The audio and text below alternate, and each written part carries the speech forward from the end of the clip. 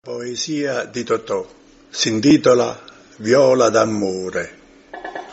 Per non mi scordare te, aggio piantata, dinta nuova sargente, una violetta. Quelle lacrime e chi stuocchio l'aggia arracquata, e l'aggia mise nome, o mia diletta. E son che diventata o giardiniere, e questa pianta, simbolo d'amore, o dolce violetta del pensiero, e mise una radice dinta sto cuore.